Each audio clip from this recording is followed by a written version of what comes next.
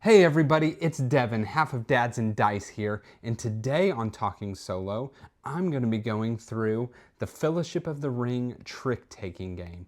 This is the newest cooperative trick-taking game, being kind of compared to the Crew, and it is for 1 to 4 players, where you are going to be going through the story of the Fellowship of the Ring loosely. If you know the story, you can kind of follow it along, follow the characters and all of that, but everybody is going to be playing a different character that has a different trick-taking objective to obtain.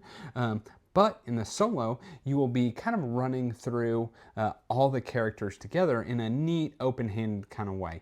Let's get it over to the table and check it out. All right, so I've got the beginnings of a setup here for, I just picked a random chapter, chapter 6 here. Fellowship of the Ring trick-taking game obviously is a trick-taking game. It is a must-follow trick-taking game. And there are 4 suits. There are the shadows, the forest, the hills, and the mountains. There they are, the mountains, as well as rings. And rings are, while not quite a trump suit, the one ring is a trump in which you can choose to win the trick or just play this as a normal card. And like many trick-taking games, how the rings works is you cannot ever lead with the ring until rings have been broken. And you kind of use this little token here to symbolize that. Okay, and so I picked chapter 6 here. And normally you're going to have just a little bit of flavor text for the card going through what's actually happening in the event. Here we are on our way to Bree. We just had an encounter with Old Man Willow. And so then on the back side of this card here is going to tell you a couple pieces of information. First is going to be the characters you have to use. So these are all the characters optional, but if you see the star next to Frodo and Tom and Goldberry, those characters are mandatory to use. And if you're playing a 3-player game, those will be the 3 you use. 4-player game, you're going to use those plus either one of Sam, Mary, or Pippin. The solo mimics the 4-player, and so we'll use those 3 plus one of them. It says we are going to use the Black Rider threat cards 1 through 4. I'll show you what those are, but they're basically some cards like Sam interact with the threat cards by making him get a certain card value. And then it will tell you victory over here. Short means you only have to finish the selected characters. And then this has a follow the instructions on the Fog of Burrows event. So some of the chapters have events. This is one of them where we have the burrow rights, and you got some more flavor text here, and then how to actually set up the event. So we're going to set aside the 5 ring cards. We're going to shuffle the remaining cards, deal 10 cards to deal 10 cards for 3-player, or 5 cards for 4 players, and then shuffle the rings back into the remaining deck. And then Tom Bombadil will draw an additional 5 cards to start his hand, so he'll have a big inflated hand to start with. So I'll do that real quick to get things set up.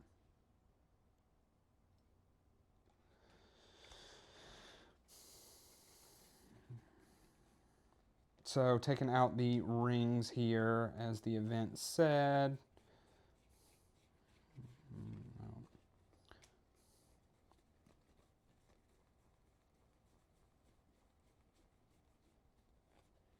All right, so got the rings taken out.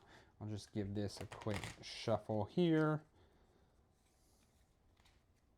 And then let me see here. Okay, so set aside the 5 rings, shuffle the remaining, and deal 5 cards to 4 players face down into. Okay, so I am going to be dealing 5 cards just face down in the Burrows deck, and so this will be a separate side deck here, those cards not being available, and then I am going to shuffle the rings back in. And actually, before I do that, I should set aside, so in the solo setup, the 1 ring always comes out into play in the first group of hands, or first group of hands to players, and that person or that hand must be Frodo. So let me just shuffle up the rest, and then I will deal out the cards here. And basically, I'm going to deal 4 hands of cards, each of 4 cards.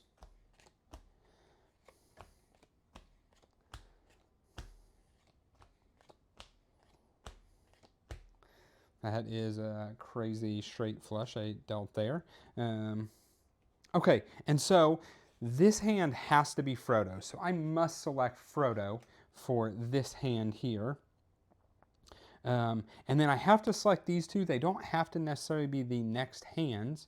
But let's see. Goldberry.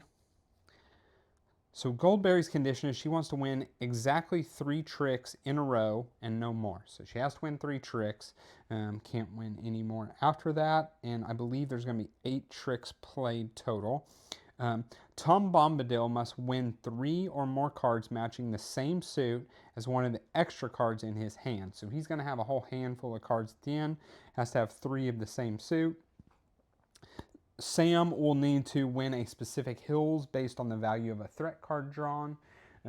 Mary has to win 1 or 2 tricks, and then Pippin wants to win the fewest. I have personally found in my solo plays, you can always pick Pippin to be just kind of a easy hand. So let's see. Maybe this does start with an 8 and a high 7. So maybe we do this for Goldberry.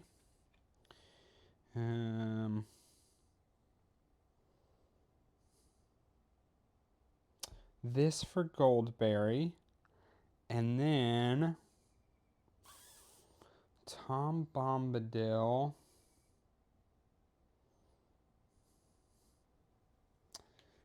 Can do this hand here, and then we'll pick Pippin, who is just kind of always easy to win the fewest for this hand here, because this one looks like be pretty easy. And so Sam and Mary will be out of the round. So these will be the hands, and then we kind of go through setup of each of those. So Frodo doesn't have any, they just are the hand that has the 1 ring. Pippin can exchange with either Sam, Mary, or Frodo, so any of the hobbits. And really, there's not a great exchange he wants to do here. I can tell that.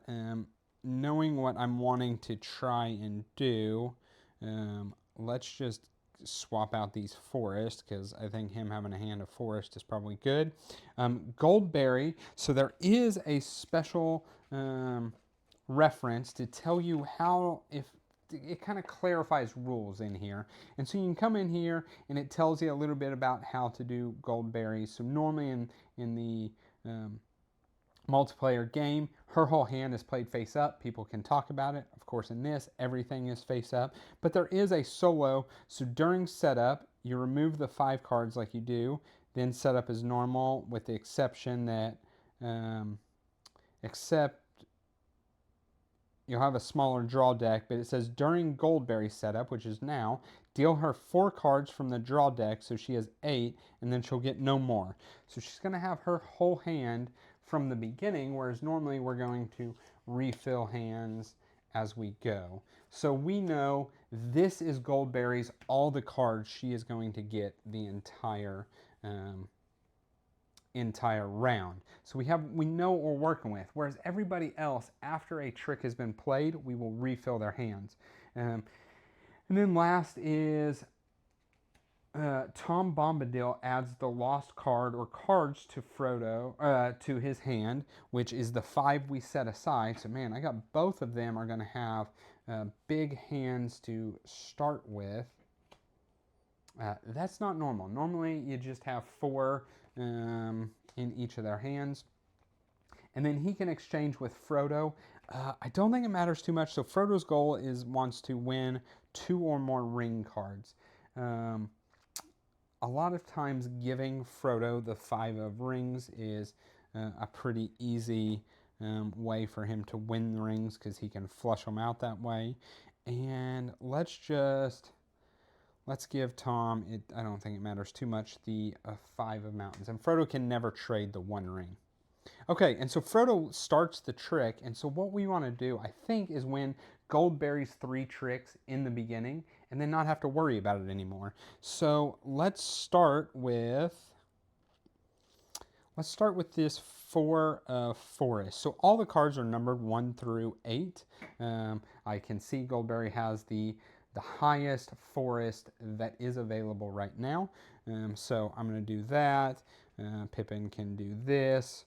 Goldberry does this, and then Tom Bombadil does this, and so that is 1 trick for Goldberry. And let me remove these tokens. You use them once person's completed. So that's 1 trick for Goldberry, and then Goldberry leads, and Goldberry has kind of the next 2, we'll call it in the bag, and I need to refill everybody else's hand. So here, not Goldberry, and here.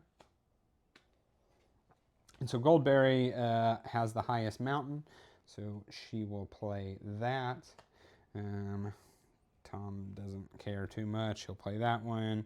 Frodo only has 1 option. Merry only has 1 option. Or, excuse me, Pippin only has 1 option. So that is Goldberry's 2nd trick. We refill their hands here. I got this kind of just all over the place.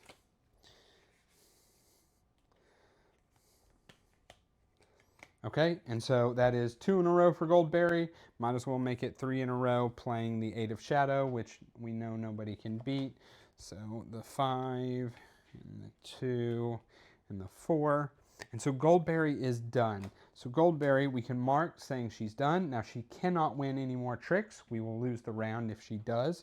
But at the moment, she is completely finished. And so now we need to pass the lead. Tom Bombadil needs to just win a bunch of something, and we don't really know what, or I guess I should say we don't really care what. And it looks like hills might be the best. Let's see, at the moment, yeah, let's throw this 6 of shadow. And the 7 of shadow, and then now, because Frodo is out of the suit, he can just kind of slough off whatever he needs to. And you know what? He'll keep the hill. Even though he's trying to collect rings, he's going to go ahead and toss a ring. And then Pippin doesn't really want to win any. So that will go to Tom. So he needs a total of 3 of something that he keeps. Now, it looks like hills is probably the best. So what he'll do, and I should say we're going to deal off the last of the cards here. I somehow gave him an extra one at some point, but that's okay. It's not going to affect anything. If Tom goes ahead and throws this 8 of hills here, Frodo plays the 4. Pippin doesn't care too much, throws that, and Goldberry throws this. So now, if you look, Tom has 3 hills, and he just needs 3 or more of a suit of one of the cards he's holding at the end. And he'll surely be holding hills because he has a ton of them. So basically, Tom is done, although if we were playing multiplayer, you wouldn't quite symbolize it because you wouldn't know what Tom is holding left. So now all we need to do is get Frodo his rings. And that's really, at this point, a pretty easy thing to do. I could throw this 3 of shadow here. Frodo could play the 1 ring, saying he is going to win the trick. Pippin doesn't have any shadow, so he'll play that, and Goldberry will play that. And I guess actually somehow the extra card got over to Frodo. I don't know what I did. It doesn't matter too much there. So Frodo now has his 2 rings to win. But look, based off of his hand, he's going to probably win all the rest of the tricks anyway, because he's playing the 8 of forest and nobody can beat that. And then he's going to play the 5 of ring and nobody can beat that. And then we just look and we see, okay, so Frodo needed to win 2 or more rings. Well, there's 2 there, and he actually took 4 of them. So Frodo got all of his rings. Pippin, Tom Bombadil won 1 trick, 2 tricks, excuse me. Goldberry won 3, Frodo won 3. So Pippin has the least with 0. Goldberry won her 3 in a row, and Tom Bombadil has 3 or more. So we'll go with 3 hills, which he has hills left over. So he successfully did his, and that is completing chapter 6. That's it. Let me pack this up and tell you what I think. All right, so one thing I didn't mention or show whenever I was over at the table was the actual box that it comes in here. So you got these 3 little chambers here, and you start with chapter 1 here, and you kind of pull this out. This is basically going to be all of your actual cards or whatnot. It is your first starting characters. So we have Frodo, Bilbo, Gandalf, and Pippin. And then some kind of references and whatnot. And that is your first thing. And then this says, no admittance except on party business, right? Little joke there. And then proceed here after chapter 1. And so this is part 1. You open it up. And then this is your deck for chapter 2 through 12, I believe. And so it'll just walk you through getting to new characters, right? So chapter 3 is... a little delay in the Shire, so it is when the Black Riders are first introduced, and you get Sam and Mary, and then so on. And you're just going to kind of do your whole journey through the Fellowship of the Ring. And it's really neat. You saw there where I had Tom Bombadil and Goldberry, and so it has a lot of those. While Tom can be argued as a highly important or powerful character, all the different like side characters as you venture on the journey all the way through getting to, you kind of have your epic fight by the river toward the end of the last chapters here. And then I think the actual whole last chapter is called Breaking of the Fellowship, which is pretty cool. And so it's really cool how every chapter introduces you to new characters or in a different event or just different ways to set it up. And so it does make each chapter unique from the previous ones. Now, I have done the whole campaign at this point, both 4-player and solo. So I have played plenty of this, and I will say I really actually did enjoy the solo. I actually had just recently, before getting this, gotten 4 Northwood because I like trick-taking games, and I thought, oh, I want to try it because it's solo. And while I do think that's fun and enjoyable, this does a solo trick-taking so much better. The way it becomes more or less like a puzzle, you having to figure out how to use which hands and what character is going to be which hand, and how am I going to complete these goals. And I didn't breeze through all 18 chapters like I thought I would. There were a couple of them that I got hung up on 1 or 2 times. And as the game progresses, you start having, so we did a short chapter, but you have long chapters in which you'll have, we'll call it all 9 characters of the Fellowship, and you have to complete all of them, but you're only doing 4 at a time or something like that. All kinds of really unique things.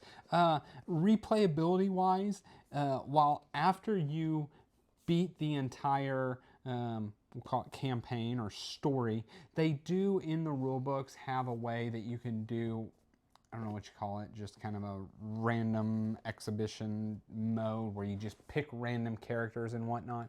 I don't personally have interest in doing that.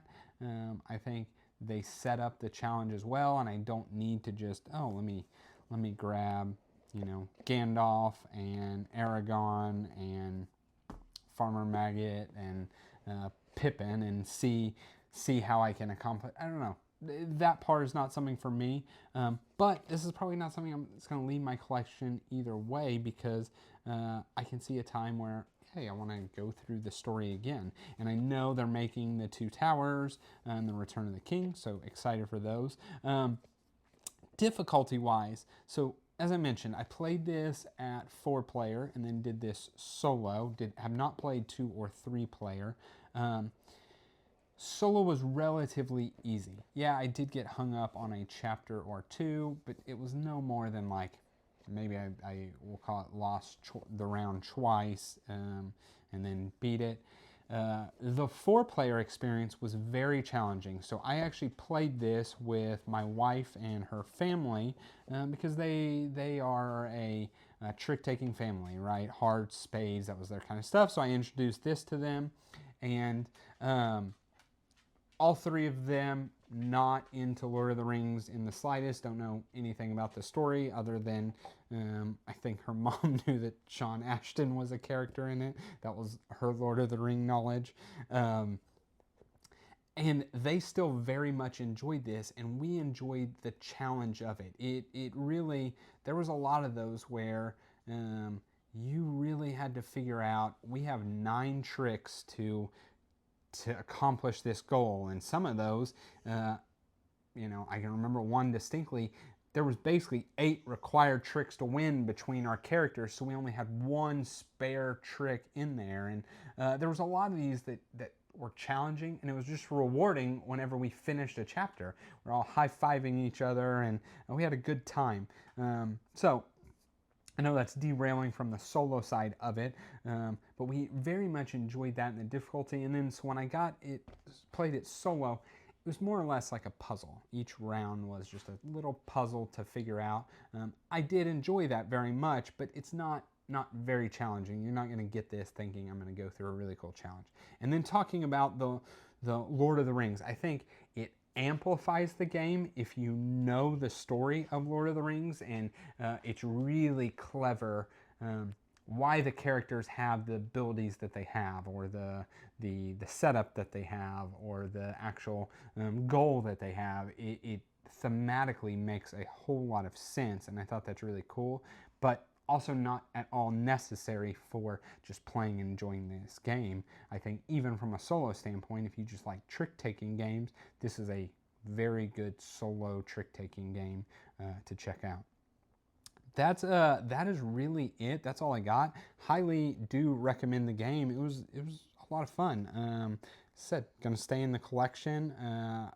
I've at this point, I think over the last month played 75 plays or rounds of this game solely. It was like 20 hours or something like that.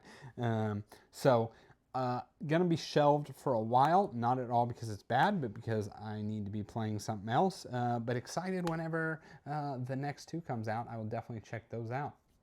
Anyway, that's all I've got. As always, please like, comment, and subscribe. All those things help us, help our channel grow. See you all in the next one.